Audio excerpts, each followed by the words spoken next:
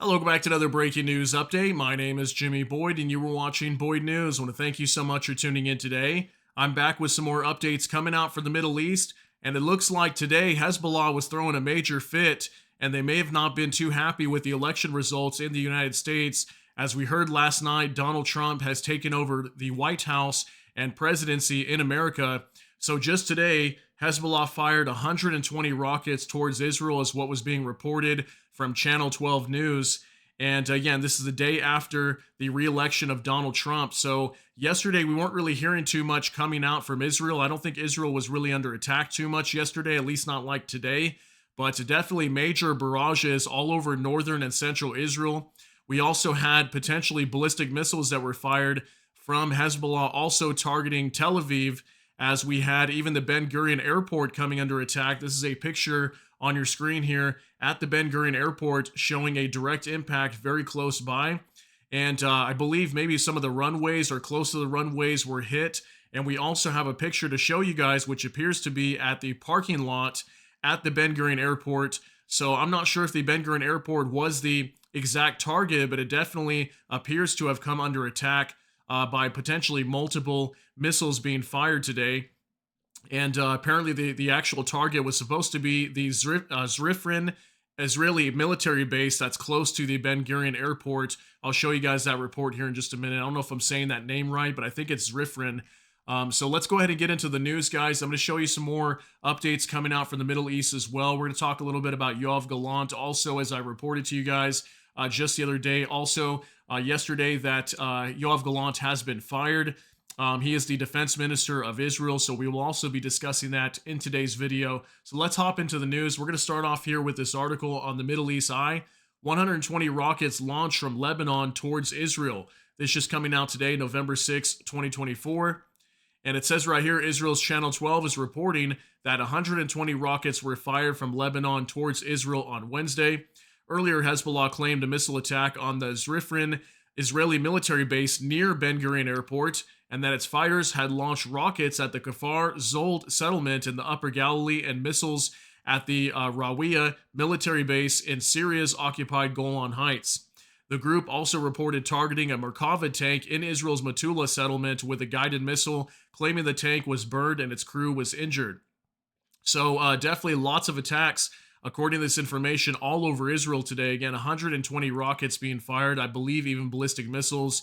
And as we see here too, it says that apparently Hezbollah targeted another Merkava tank. Okay, they've been saying a lot of that lately. Metula, I believe, is inside of southern Lebanon. It's one of the settlements that, if I'm not mistaken, Israel claimed to have taken over. So we have heard many times inside of southern Lebanon, many of these tanks being destroyed. These are Israeli tanks that have moved into southern Lebanon, and Hezbollah continuously, almost every week, comes out and reports that they take out some of these tanks. So it looks like potentially the Israelis could be taking major losses in their operations in southern Lebanon. Okay, so now we're going to hop on over to X. I've got some more information to show you guys. We also have a victim in today's attack. So according to the Times of Israel, victim of Hezbollah rocket fire identified as 18-year-old kibbutz resident, not foreign worker as originally believed. So there was a report coming out earlier today also that there was a body that was found kind of like in a field or something. And apparently they were thinking that this was some sort of foreign worker, but apparently they were able to identify the man as an 18-year-old resident from kibbutz inside of Israel. So he was not a foreign worker that they originally thought. Okay, and here's an update from Channel 12 News directly. Permission to publish. 18-year-old Sion Said from the village of Masrik was killed by rocket hit near the kibbutz. May his memory be blessed. So very sad situation to hear this. An innocent bystander that was struck. Apparently he was working in a field or something like that from the information that I saw. And he was apparently killed by one of these rockets. Okay, the shrapnel had taken him out. So very sad to see that. And moving on to our next update from Mosin Defender, a large brewery and beer warehouse is burning in the northern Israeli town of Avivim, if I'm pronouncing that right. Hopefully I am. And we got a video here of a warehouse burning some sort of brewery on the northern side of Israel. So take a look at this.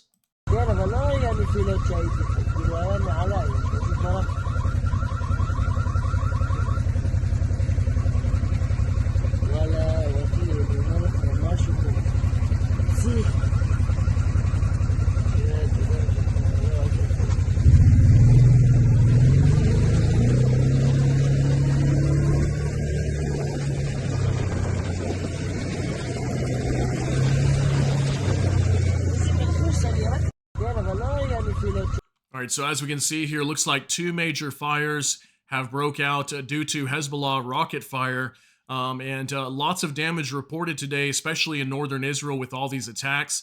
And typically we have seen this, okay? Whenever Hezbollah does attack Israel, a lot of times it's upwards of 100 or more rockets being fired throughout the day. And sometimes within a 2 to 3 hour window is when a lot of these will come into Israel, okay? So also from Iran Observer breaking, for the first time during this war, Hezbollah has used precision Fateh 110 ballistic missile against a target in Tel Aviv. Now, I don't know if this is a missile that was used targeting the Ben Gurion airport or maybe the Zrifrin military base that's close by the Ben Gurion airport. But this is what Iran Observer is reporting, is that apparently Hezbollah had used this Fateh 110 ballistic missile for the very first time. So we did hear recently, probably about maybe 3 weeks ago, that Hezbollah was going to start using greater capabilities. They were going to step up their attacks onto Israel and start using weaponry they had previously not used before. So according to this information, looks like they used a new ballistic missile that has not been used throughout the duration of this war. Also from War Monitor, Lebanese strike in the vicinity of Ben Gurion, the airport, as seen from an airplane. So here's a picture of somebody that was probably just arriving at the airport or maybe waiting in their plane to depart. And as we can see, smoke over here from a direct hit. I'm not sure if that's where the runway is over there or what was struck nearby, but I believe there was potentially multiple missiles that landed just very close to the Ben Gurion airport, some even at the airport, okay? Here's that other picture that we had for you guys on the waiting screen when you came in from War Monitor. Impact in the vanity of Ben Gurion. Okay, here we can see more smoke over here, very close to the airport, okay? So this looks like the entrance to the airport over here. It says Ben Gurion Airport right there. So just on the other side of it, probably even near the runways, as here's a control tower right here too. So it looks like we had multiple missiles landing here, okay? Also from Iran Observer, just in, a missile struck a target near Ben Gurion's runway in Tel Aviv. Missiles are fired by Hezbollah. Here's another picture coming out showing as well near some of the runways. Looks like the runway right here. And we had some smoke in this area not too far away from that control tower, okay? So pretty crazy. Missiles landing inside the Ben Gurion airport now. This is the first time I have seen this.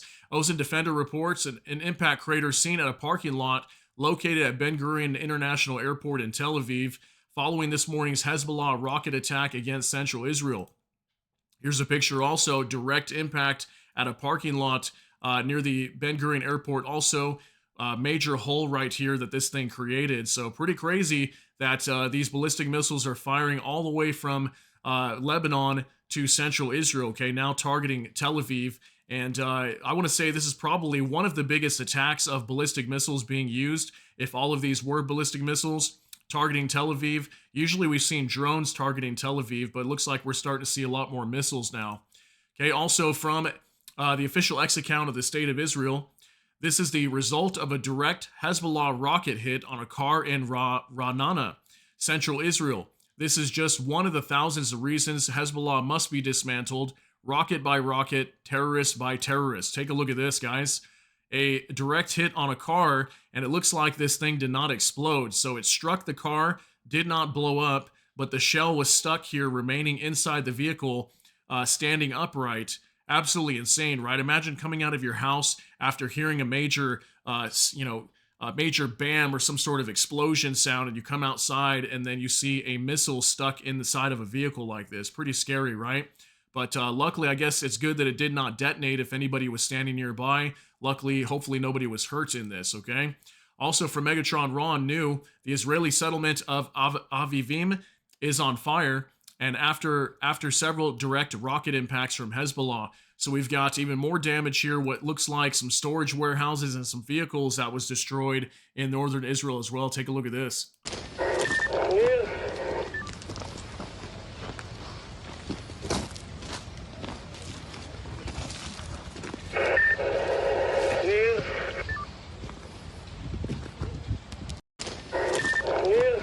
All right, so definitely a major rocket attack onto Israel today, as lots of damage being reported all over central and northern Israel. As we can see here, this entire area has been wiped out.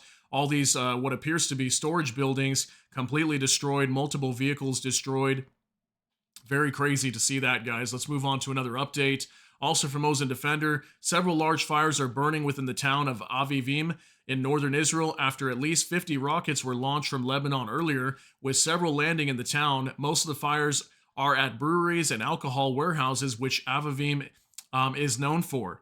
Okay, so here looks like some stuff that's being stored outside. I'm not sure if these are pallets or storage containers that are out here just sitting in the open that were also struck. Maybe these were containing alcohol or something like that on the inside, and maybe that's why we're seeing such a major blaze here, but it kind of looks like fuel is igniting here. So potential for alcohol being stored inside these containers here, these crates. So pretty crazy. Also, moving on to another update from Ozen Defender. Israeli Prime Minister Benjamin Netanyahu appears to be the first world leader to officially congratulate the president-elect of the United States, Donald J. Trump, on his win tonight. Dear Donald and Melania Trump, congratulations on history's greatest comeback. Your historic return to the White House offers a new beginning for America and a powerful recommitment to the great alliance between Israel and America. This is a huge victory in true friendship. Yours, Benjamin and Sarah Netanyahu. Okay, so a major statement coming out from Benjamin Netanyahu, and yeah, apparently he was one of the first world leaders to congratulate Donald Trump in his presidency. Obviously, right now he is president-elect. He has not been officially inaugurated until January 20th, when he will be in the White House. But this was his statement coming out today, okay, from Benjamin Netanyahu, and it looks to me, according to the statement, that he appears to be very happy with Donald Trump being in the White House. So we'll see how their relationship grows and how Donald Trump responds to the developments in the Middle East. How will Donald Trump deal with Iran and the proxy groups? It's going to get very interesting over here, but it definitely seems to me like Hezbollah was not happy with Donald Trump winning the presidency, considering the major attack that happened just today. It seems like some sort of response or message that was sent, okay? So moving on to another update from Ozen Defender, former Israeli Minister of Defense Yoav Galant held his final meeting earlier today with the General Staff Forum, heading by the Chief of General Staff, Lieutenant General Herzi Halevi. Okay, so here is Yoav Galant meeting with Herzi Halevi and the General Staff, making his kind of like last farewell meeting as he's going to be departing very soon, as he was fired. Okay, so I just reported that to you guys yesterday, that Benjamin Netanyahu came out of nowhere just before the elections were being held in the United States and announced that Yoav Galant has been fired and removed from his position. And Israel Katz, as far as I know, the foreign minister, or I guess former foreign minister for Israel, is going to be taking his place and should already be in his place right now or very soon, okay? So also from Yoav Galant directly on X, farewell to the members of the IDF General Staff Forum, the backbone of the IDF that carries the burden of security and leads the achievements of the war. In my conversation with the members of the forum, I emphasize, stick to the moral compass and don't let anyone divert you from this path. We are obligated to return the abducted. You are in the practical role, and I will follow you and back you up.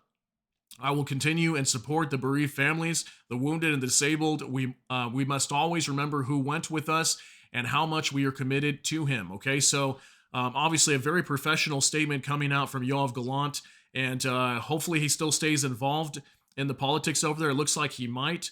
He definitely, for the most part, was a pretty good defense minister. Obviously, he had some issues with Benjamin Netanyahu. We saw that a few times in the past couple months. Looks like he was kind of criticizing some of the things that Benjamin Netanyahu would say or some of his decisions. So apparently that's the reason why, or at least one of the reasons why he removed Yoav Galant, was a trust issue, is kind of what Benjamin Netanyahu was reporting, okay? So moving on to another update from open source intel just in, Iran's currency has plunged to a record low in the wake of Donald Trump's victory. Okay, this was interesting information coming out today. Looks like Iran's currency falling off of a cliff and being affected by the fact that Donald Trump is going to be reelected to the White House. I also saw some information earlier, too, that Donald Trump may be pushing to work with Iran to get some sort of nuclear deal. I'm going to look up more information on that. That could be the case moving down the road as well, because obviously if the U.S. wants to resolve things peacefully with Iran, maybe they'll have to go that route with some sort of nuclear deal. But right now, we are still waiting for Iran to carry out their major attack onto Israel. But I'm definitely wondering if Iran may have a change of heart and decide to change their plans and no longer strike Israel, considering that Donald Trump is going to be coming into the White House in January. I'm sure he will not tolerate that. And we may see a much heavier response coming from his administration whenever he gets in, compared to if Biden or Harris were to be in office. So interesting news coming out in regards to Iran. One last thing I want to show you guys. This came out just a couple hours ago from World Source News 24/7. Breaking: all security forces around the U.S. Embassy compound in Baghdad have been put on high alert. Okay, so this is in Iraq.